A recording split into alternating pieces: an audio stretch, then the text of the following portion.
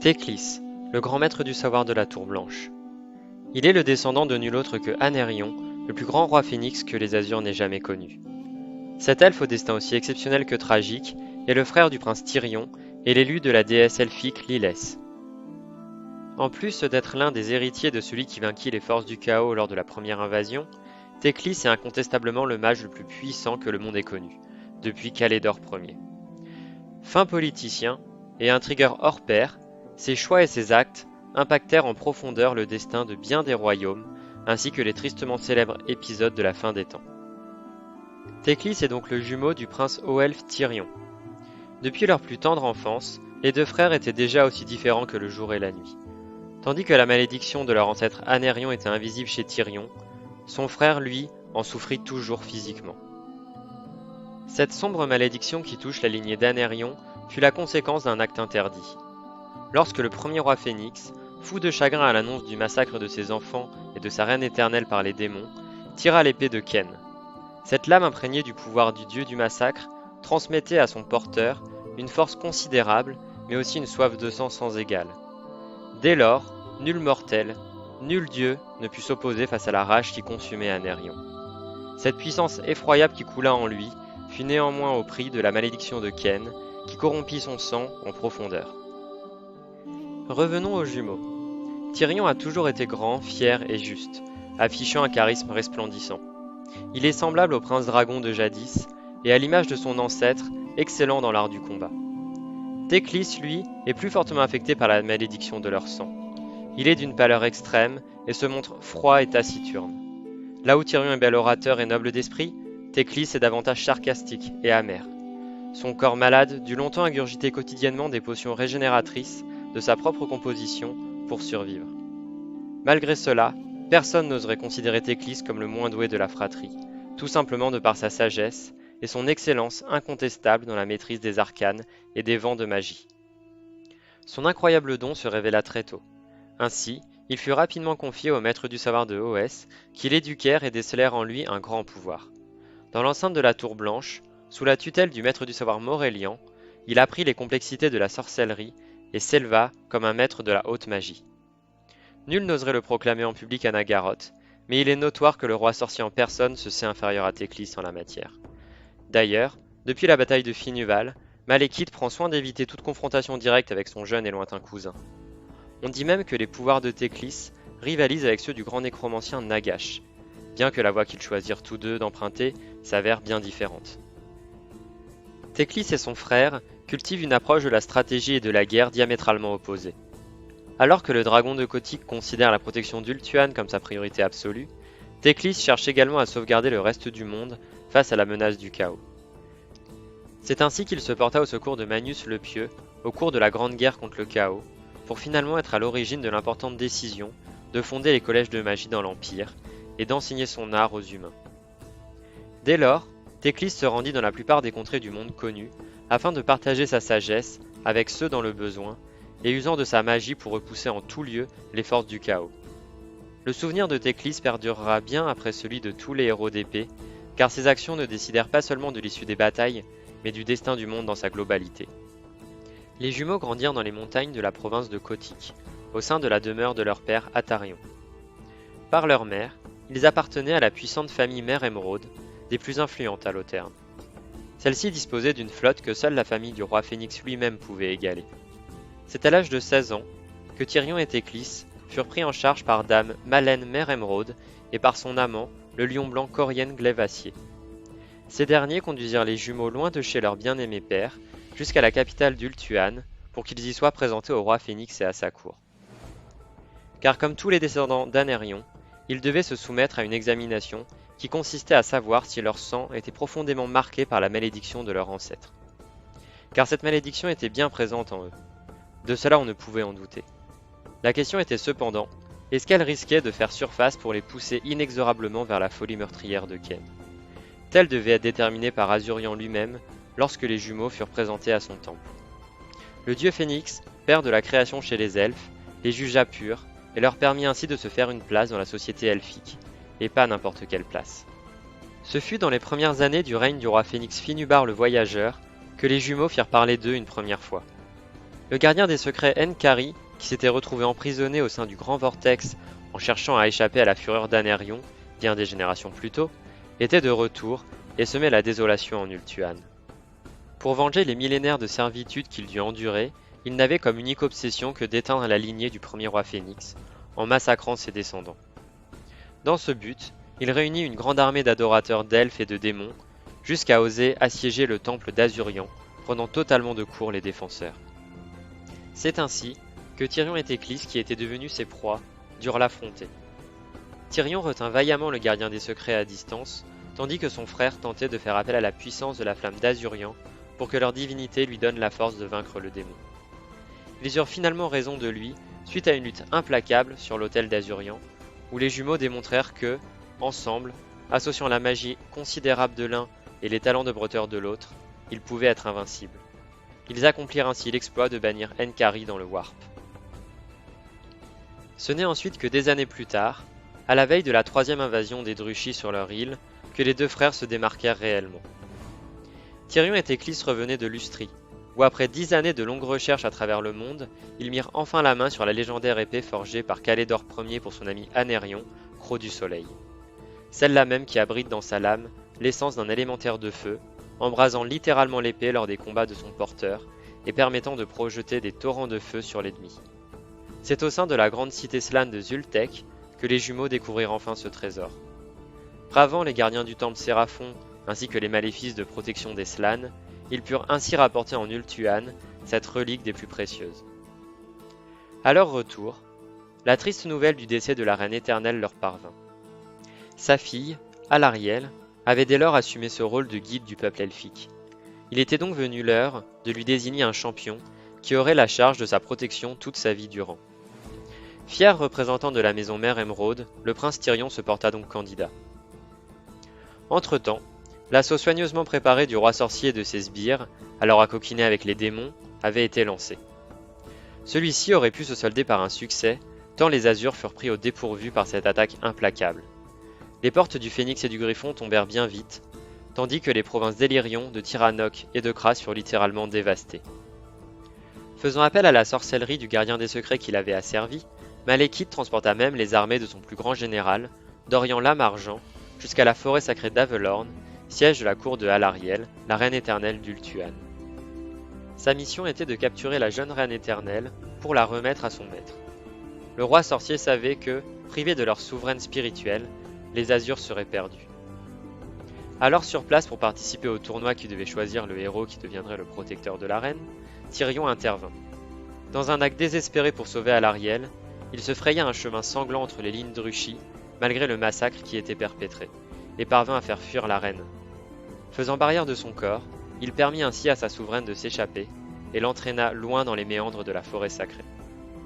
Les mois qui suivirent les premiers assauts virent s'enchaîner les défaites pour les hauts elfes, qui se retrouvèrent trop vite à tenir les sièges de leurs principaux centres de pouvoir, comme ce fut le cas pour la grande cité maritime de Loterne, ou bien la tour blanche de Hoès en Saphérie. Leurs actions furent bien vite désespérées et se résumèrent bientôt à mener une simple lutte de guérilla sur leur propre terre. Néanmoins, l'espoir vivait toujours, car bien que disparue, la rumeur de la survie de leur reine éternelle se répandit telle la flamme sur une traînée de poudre. Celle-ci était véhiculée par un jeune sorcier qui ne croyait pas en la mort de son frère jumeau et de sa protégée. Si Tyrion avait péri, il l'aurait su, il en était certain. Ce sorcier était en marche, et nul ne pouvait lui résister. Il s'agissait d'un jeune mage blême, porteur de la puissante couronne de Saphérie. Sur son chemin, les elfes noirs tremblaient, car il semblait commander à la magie comme personne, et un seul de ses mots faisait tomber l'éclair. Il était capable de jeter à bas les monstres les plus gigantesques, et de carboniser des régiments entiers de guerriers. De grands champions l'avaient défié, ils étaient tous tombés dans l'instant en poussière. Ses victoires semblaient jusqu'à présent infimes, mais elles redonnèrent courage à son peuple, qui en avait grandement besoin en ces jours sombres. C'est donc après des semaines de fuite pour l'un et de traque pour l'autre que Tyrion et Théclis se retrouvèrent enfin. Ensemble, ils défirent une nouvelle fois le gardien des secrets N'Kari, avec qui Malekith avait résolu de pactiser. Le démon ne les avait pas vaincus alors qu'ils étaient tout jeunes, il ne parvint pas non plus à les défaire bien des décennies plus tard, dès lors qu'ils furent réunis. Suite à cet épisode, les jumeaux et la reine éternelle entreprirent de réunir ce qu'il restait des armées des Azurs. Sous la direction des derniers princes résistants, celle-ci avait commencé à se regrouper aux abords de la plaine de Finuval pour y affronter les légions du roi sorcier. C'est en ce lieu qu'ils retrouvèrent leur père, Atarion. Celui-ci remit à Tyrion la majestueuse armure en dragon d'Anérion, celle-là même forgée sur l'enclume de Vol et portée par le premier roi Phénix lors des lointaines guerres du chaos. Atarion avait consacré sa vie à la restaurer, et il était temps qu'elle retrouve un porteur. À Théclis, Alariel confia le bâton de lune de Lilès. Celui-ci lui accordait un pouvoir si grand qu'il n'aurait dorénavant plus l'utilité de ses potions revigorantes pour lutter contre la malédiction de son sang, et qu'il serait en mesure de canaliser entre ses mains un pouvoir toujours plus considérable. Au cours de la bataille qui s'ensuivit, les jumeaux s'accaparèrent incontestablement le titre de protecteur d'Ultuan. Sur la plaine de Finuval, le prince Tyrion se démarqua par ses prouesses martiales, digne du plus grand guerrier de son temps qu'il était. À lui seul, il valait une armée, et là où il chevauchait, les hauts elfes reprenaient courage, tandis que leurs sombres cousins savaient leur dernière heure arriver.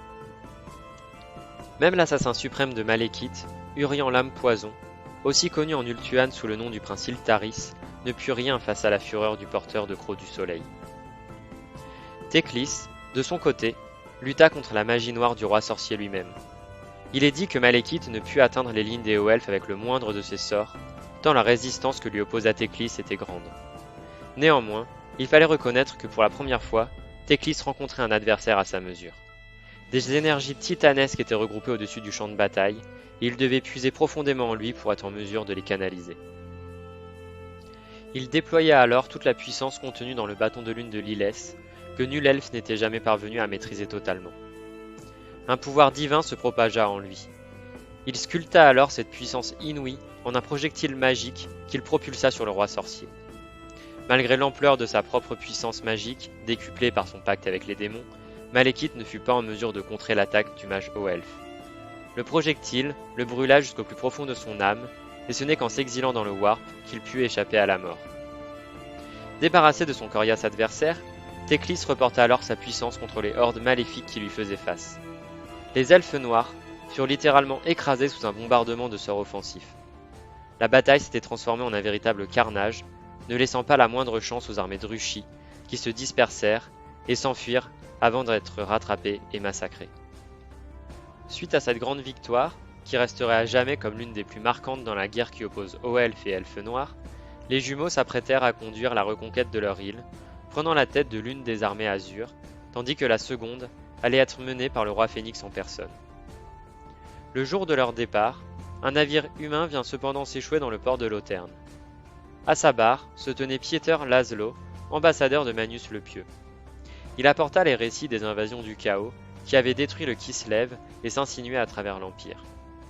Les elfes ne pouvaient malheureusement se passer d'aucun de leurs guerriers pour répondre à cet appel de détresse. C'est donc Théclis qui y répondit favorablement, en s'embarquant pour le Vieux Monde, aux côtés de 2 de ses compagnons de la Tour de Oès. Les actions des 3 mages, dans les campagnes qui s'ensuivirent, furent déterminantes. Ils apportèrent conseil et connaissances aux humains, allant même jusqu'à les former à la maîtrise de la magie. Ainsi naquirent les premiers mages de bataille, bientôt suivis par la fondation des grands collèges de magie. Dès lors, Théclis fut pris d'une affection particulière pour les hommes, et vit en cette jeune race la possibilité qu'il pourrait un jour surpasser les elfes qui se trouvaient eux sur le déclin. Ce n'est que bien des années plus tard, à l'occasion des funérailles de leur père, que les jumeaux furent à nouveau réunis. Ils s'embrassèrent longuement et ne cachèrent pas leur bonheur de se retrouver, malgré la peine de l'instant. Théclis ne comptait pas s'éterniser en Ultuan et prévoyait de retourner dans l'Empire pour y poursuivre son ouvrage. Il apprit cependant, par le conseil de Oès, que le grand maître du savoir de la Tour Blanche n'était plus. C'est donc son père puis son mentor que le mage pleura tour à tour. Il se vit offrir par le conseil cette position de grand maître du savoir. C'était un honneur qui ne pouvait être refusé, et il reprit donc le chemin de la Tour Blanche en sa féerie. Tout en restant actif dans la défense d'Ultuan et sensible aux événements ayant lieu dans le reste du monde, Théclis continua ses recherches sur la magie, mettant à son service l'immense puits de connaissances que représentent les bibliothèques de la Tour Blanche. Il est dit que la déesse Lilès, fille immortelle d'Isha, lui apparut à plusieurs reprises au cours de sa vie, et que le grand mage devint dès lors son champion.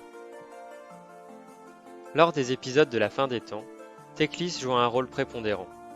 et ce principalement en cherchant à mettre en application les plans complexes de sa déesse. Ses actions, parfois d'apparence inexplicable et souvent controversées, furent ainsi de celles qui scellèrent le destin de tous. Lilès avait vu la fin du monde. Elle savait qu'il n'y avait pour ainsi dire aucune chance d'y échapper. Si cette chance existait, son champion pourrait cependant peut-être l'exploiter. Quoi qu'il en soit, elle avait besoin de temps pour accomplir son objectif qui devait rester secret. C'est dans cette optique qu'elle guida Théclis pour qu'il puisse mettre à contribution l'infime probabilité de succès qu'il y aurait et qu'il conduise les défenseurs du monde à déjouer les plans d'Archaon, l'élu des dieux sombres. En parallèle, à l'insu de tous, la déesse avait pour but de fonder une enclave qui serait cachée des dieux du chaos et où elle pourrait dissimuler les âmes des elfes.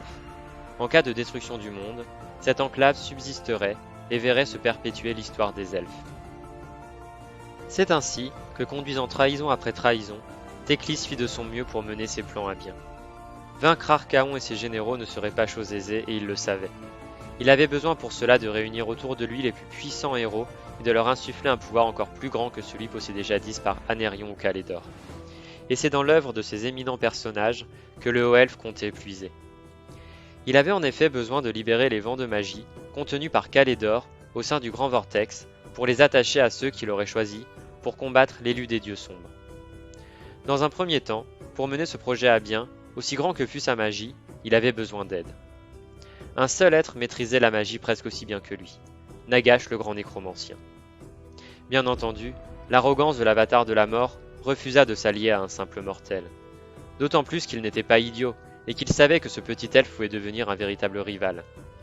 C'est ainsi que, de fil en aiguille, Théclis dut commettre sa première trahison, peut-être la plus ignoble. Condamner à mort sa propre nièce, Aliatra, la fille de son frère bien-aimé et de la reine éternelle. Il permit donc à Manfred von Karsten de la capturer, en sachant très bien que son sang, souillé par la malédiction d'Anérion, viendrait perturber le grand rituel du retour de Nagash. Ainsi, le grand nécromancien serait de retour, mais trop affaibli pour mener à bien ses projets de transformer le monde en royaume de la non-vie. Il n'aurait ainsi d'autre choix que de se joindre aux mortels pour faire face aux dieux sombres. Par ailleurs, Théclis savait que Nagash serait capable d'extirper du vortex d'Ultuan le vent qu'il convoitait. Ce faisant, il déstabiliserait suffisamment sa structure pour que le haut mage puisse contrôler seul les autres vents et les insuffler à ses héros. Pour en arriver là, plusieurs obstacles se dressaient encore néanmoins devant lui. En premier lieu, il avait besoin que les elfes s'unissent à nouveau et se rassemblent. Il avait besoin de les avoir tous au pied du grand vortex, sur l'île des morts, au cœur d'Ultuan. Pour cela, il ne vit qu'une seule solution. Il fallait que Malekith devienne le roi Phénix. Alors seulement les Druchis consentiraient à s'allier à leurs ennemis héréditaires. La seconde trahison du maître du savoir fut donc de permettre l'assassinat de l'actuel roi Phénix, afin que lors de l'inévitable ultime assaut des armées du roi sorcier, Ultuan soit suffisamment perturbé pour que l'attaque ne se solde pas immédiatement par une défaite. Malgré le chaos qui régna suite à la mort du roi Phénix et suite à la dernière invasion des démons sur les terres des elfes, il fallut une nouvelle fois que Théclis intervienne avec une troisième trahison. Il parvint à convaincre Imric de Calédor et ses chevaliers dragons de se joindre à sa cause.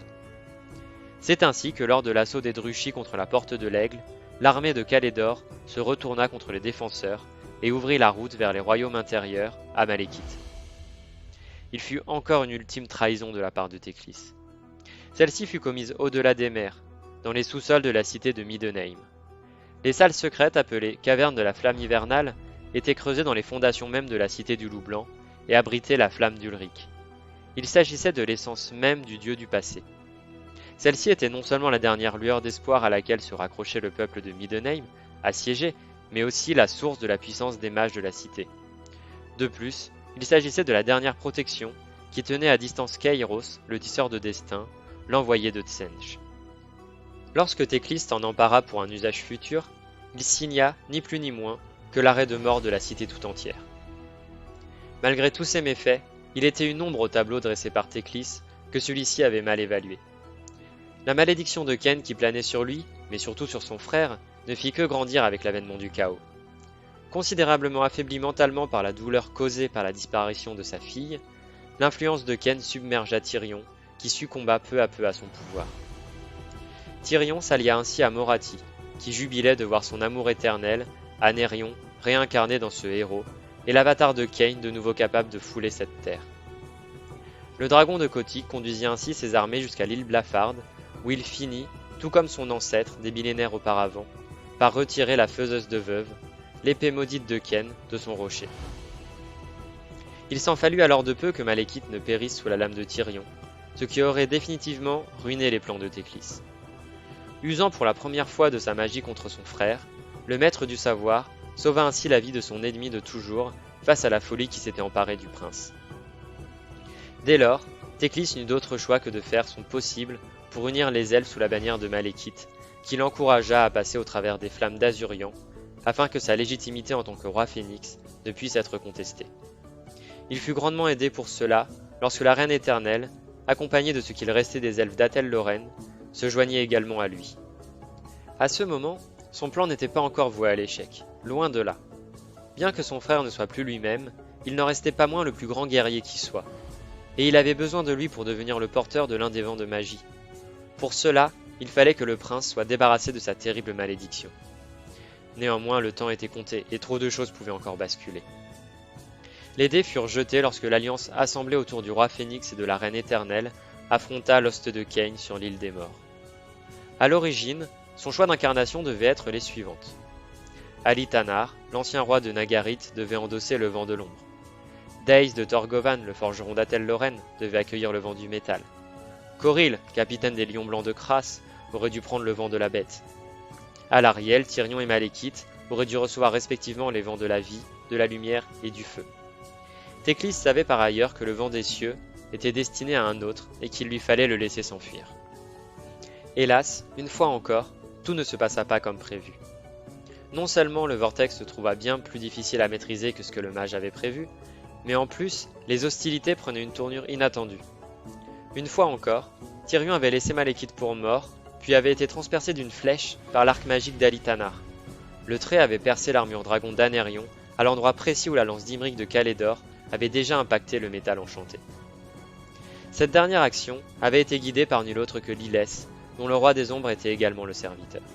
Car elle savait que tant que le cœur de Tyrion battrait, Ken vivrait en lui, et que cela serait bien trop dangereux de le lier à un vent de magie.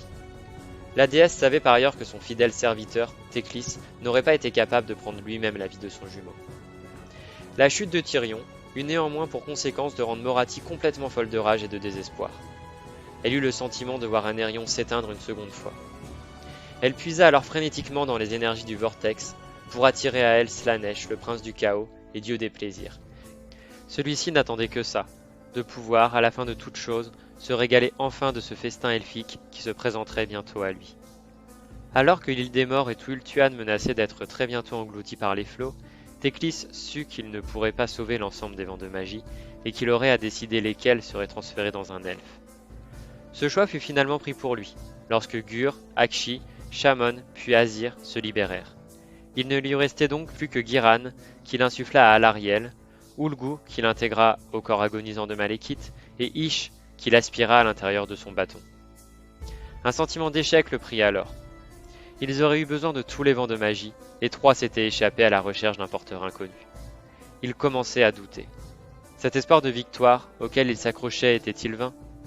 Peut-être sa déesse avait-elle raison après tout. Lors de la disparition d'Ultuan, il fut le dernier elfe à quitter la terre de son peuple, emportant avec lui le corps inanimé de son frère. Bien que tous les cruent perdus, les jumeaux réapparurent finalement bien des lunes plus tard, lorsque les légions du premier prince du chaos Be'lakor assaillirent Athel Lorraine et le dernier bastion des elfes. Consumé par la malédiction de sa lignée, Tyrion avait été ramené à la vie par son frère, qui lui avait alors insufflé non seulement le vent de la lumière, mais aussi la flamme d'Ulric, dérobée à Middenheim. Théclis avait su qu'aux dernières heures du conflit, le monde aurait davantage besoin d'un champion que d'un dieu ancien sur le déclin. Il avait fait de son frère l'incarnation de la lumière et de la flamme d'Ulric, dont l'essence même était l'anathème pour les serviteurs des dieux du chaos. C'est ainsi que Croc du Soleil bannit Be'lakor, tandis que l'intervention des deux elfes permit à leur peuple de s'en tirer une nouvelle fois. Prenant ensuite part au Conseil des Incarnations, Théclis se réjouit de l'arrivée des porteurs des vents des cieux, du feu et du métal, puis même de celui de la mort. Bien que les élus ne soient pas ceux auxquels il avait songé, ce rassemblement signifiait qu'il existait bien toujours une lueur d'espoir. Il voulait y croire, et il se démena pour que celle-ci continue de luire. Et ce, même suite aux aveux plus que défaitistes de Lilès, qui lui dévoila finalement l'avoir elle-même manipulé pour que ses actions lui fassent gagner le précieux temps qui lui manquait pour tenter de réunir les âmes des elfes dans un lieu secret. La déesse consentit néanmoins à offrir sa vie pour fournir à son champion la puissance divine nécessaire à la téléportation de l'os des incarnations au complet jusqu'à Middenheim. Il leur fallait défaire Archaon à tout prix, avant qu'il n'ouvre l'ultime faille vers la dimension du chaos. Lilès savait que son sacrifice signifierait la disparition du panthéon elfique. Cela ne l'empêcha pas de donner sa dague à Théclis en désespoir de cause pour qu'il prenne sa vie et accomplisse le rituel. Le Ranadendra, la fin des temps, était bien sur eux. Capturant l'essence divine, il tissa l'enchantement le plus puissant de son existence. Ce faisant, Théclis déclencha l'ultime bataille de la fin des temps, amenant les armées des 8 incarnations, y compris la grande ouag de Grimgor boitant de fer, détenteur du vent de la bête, directement au cœur de la ville tenue par les hordes d'Archaon. L'ironie du sort voulut que le mage tombe néanmoins entre les griffes de l'élu des dieux sombres. C'est donc enchaîné qu'il vécut cette dernière lutte, l'orgueil d'Archaon le poussant à conserver son prisonnier vivant, afin d'avoir un spectateur pour assister à son triomphe. Il fut finalement délivré par Malekith, lorsque l'os des incarnations parvint à défaire les armées d'Archaon et viennent se confronter à son dernier rempart, les épées du chaos. Il libéra alors des torrents de feu et de foudre sur les démons que vomissait inlassablement le portail naissant. Lorsque le dernier acte arriva, l'ultime action du puissant mage qu'était Théclis fut de prendre le contrôle à la fois de Gur et d'Akshi, dont les porteurs étaient tombés au combat. Il savait très bien que cela le condamnerait, mais il se savait capable de les canaliser suffisamment longtemps pour que la faille soit refermée. Ses espoirs volèrent néanmoins en éclats lorsque le vent du métal se retrouva également à l'état sauvage. Aucun mortel ne pouvait supporter le poids de 3 vents de magie. Voyant s'effondrer tout ce pourquoi il avait lutté, il tenta de canaliser Shamon, comme il l'avait déjà fait avec les 2 précédents. La tâche se révéla malheureusement trop grande, même pour lui. Les forces anthropiques qui ravageaient le corps du mage s'amplifièrent alors, et il fut réduit en cendres. Il avait néanmoins été le seul à pouvoir tenter cet acte désespéré. Le plan de Lilès et de Théclis aurait finalement pu payer. Malgré les ravages causés par les serviteurs du chaos à travers le monde, les incarnations avaient été rassemblées et Archaon avait été vaincu. La déesse avait cependant prévenu son champion que les dieux sombres ne pouvaient être vaincus. Et il en fut ainsi. Du moins, jusqu'à ce qu'une nouvelle ère ne débute.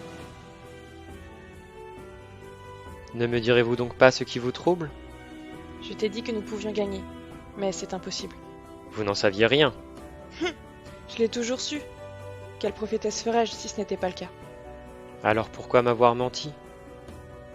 Pour la même raison qui t'a poussé à mentir toi aussi. Par nécessité.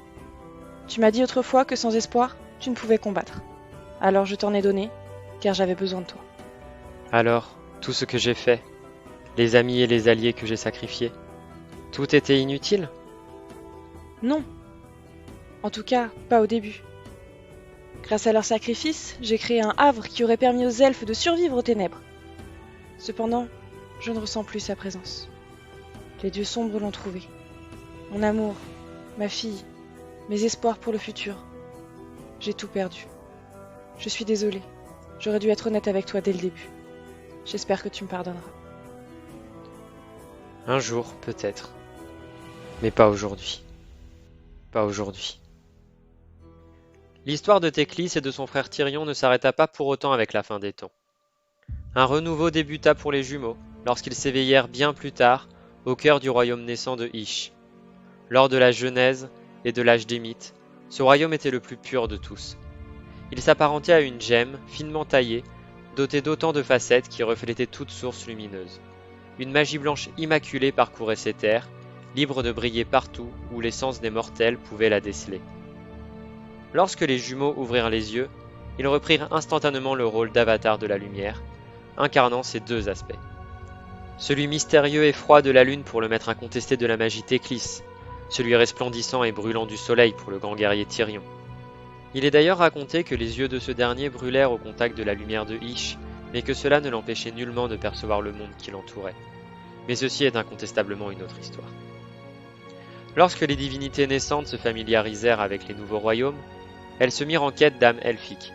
Ce n'est que lorsqu'ils retrouvèrent le prince du chaos, indolent suite au festin d'âmes qu'il avait avalé, qu'ils purent retrouver ceux qui avaient été leurs compatriotes. Ils parvinrent à emprisonner le dieu des plaisirs dans un endroit mystérieux appelé le crépuscule caché. Ce lieu mystérieux se situe quelque part entre Ish et Ulgu et est constamment baigné d'une étrange pénombre presque paradoxale.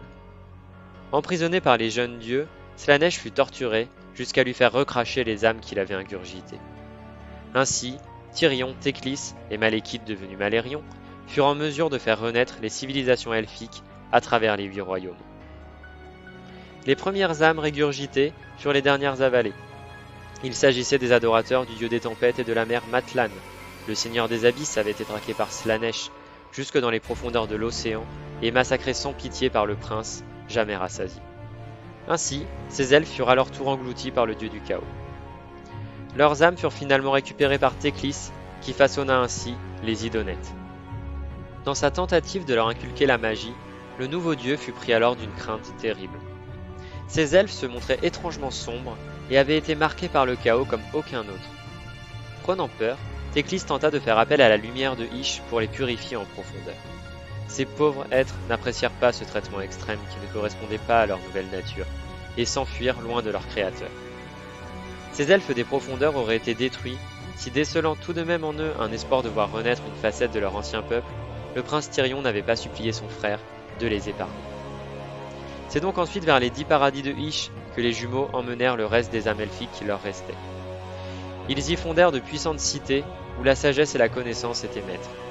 L'enseignement de la magie fut le plus poussé de tous les 8 royaumes, tandis que la maîtrise des armes était élevée au niveau de l'art. Sous la tutelle de Théclis, les mages Lumines apprirent à canaliser leur pouvoir à travers des pierres des royaumes baptisées Laser Quartz. Ces prismes magiques, décuplant les facultés des lanceurs de sorts, étaient de pures merveilles. Ils attirèrent néanmoins inévitablement la convoitise du chaos lorsque celui-ci s'intéressa de près aux différents royaumes. Ainsi, à l'instar de ses homologues, Ish n'échappa pas aux guerres qui le ravagèrent lorsque les serviteurs des dieux sombres déferlèrent. Si bien que plusieurs de ces paradis s'apparentèrent davantage aux enfers, au fur et à mesure que les grandes cités elfes furent détruites. La terre d'ordre et de savoir fondée par Tyrion et Théclis laissa place à un monde sauvage, jonché de rêves brisés et de civilisations en ruine. Cependant, les dieux elfiques n'ont pas dit leur dernier mot. Leurs forces se rassemblent à l'ombre des montagnes. Les runes luisent à nouveau sous la lumière de la lune, tandis que les héros d'antan ressurgissent pour guider les luminettes. Il est murmuré que l'esprit des montagnes lui-même marcherait même à leur côté. Aussi fiers et puissants que leurs lointains ancêtres, ces guerriers sont désormais prêts à mener la contre-attaque, maniant marteaux, arcs et lances de cavalerie pour libérer leur terre de l'influence grandissante du chaos. Théclis sait que la force brute ne suffira pas pour mener à bien cette lourde tâche. C'est pourquoi il compte bien montrer aux ennemis de l'ordre ce que signifie réellement user de la toute-puissance des vents de magie.